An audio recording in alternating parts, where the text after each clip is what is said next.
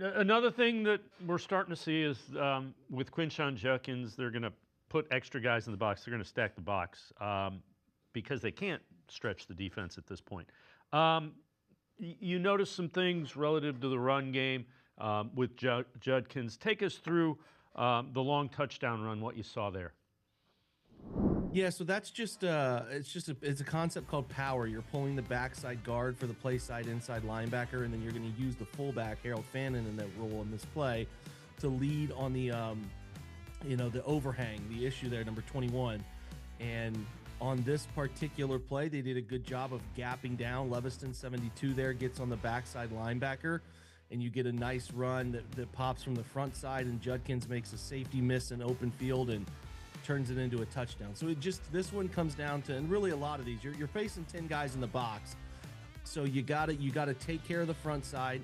The right guard and right tackle do a nice job of taking care of those. The backer blitz, Joel does a great job there. You see the three guys, Posick, Teller, and Leviston wall off the front side. You just want to get your running back in space against defensive backs and make one man miss. They make Minkah Fitzpatrick miss, who has a history of missing on tackles in Huntington Bank Field there. We know that from his Steelers days. So it's where you want. They just too many times in this game, they didn't have very good run game efficiency.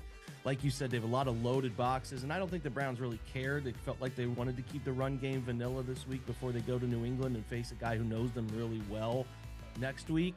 So again, don't know if that was intentional or not. I think they had a plan for the weather and they wanted to execute that, but also didn't mind not getting super creative in the run game just because of what's looming next week. And obviously, I think there seemed to be a pretty clear understanding from the Browns that the Dolphins just were not a very good football team. Not that the Browns are good enough that they can say, hey, we'll be vanilla this week because of an opponent, right?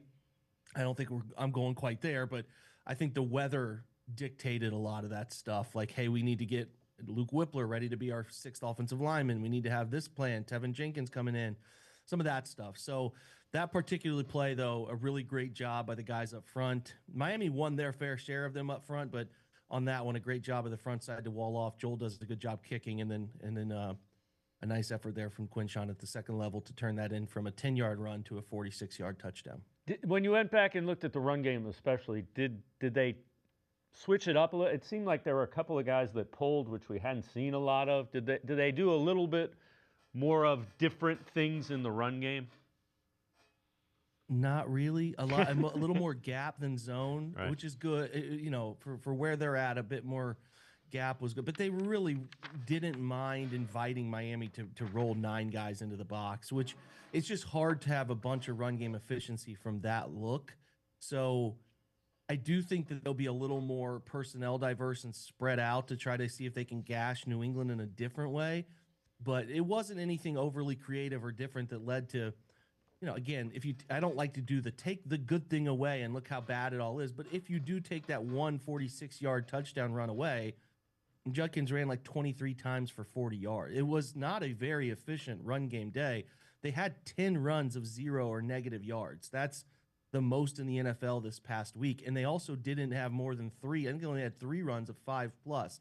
So that one run does mask some of the deficiencies in the down-to-down rushing game that were there. But again, I question personally how diverse they wanted to get the game flow, the script. The game was 17-3 pretty quickly, and then the first half, that interception, it's 24-6 at that point in those weather conditions, and then you're just kind of really playing buttoned up, safe football just to maintain the rest of the way. So, I mean, I'm not trying to say they didn't have some other plans, but in this one, I don't think they minded the way it was moving. They got a little creative. I'll give them credit with the goal line Wildcat stuff. They did get creative there and found some execution. So the overall, nothing earth-shatteringly different. I just think that they also probably had some plans they just didn't get to because of the flow of the game and things like that and where the scoreboard was.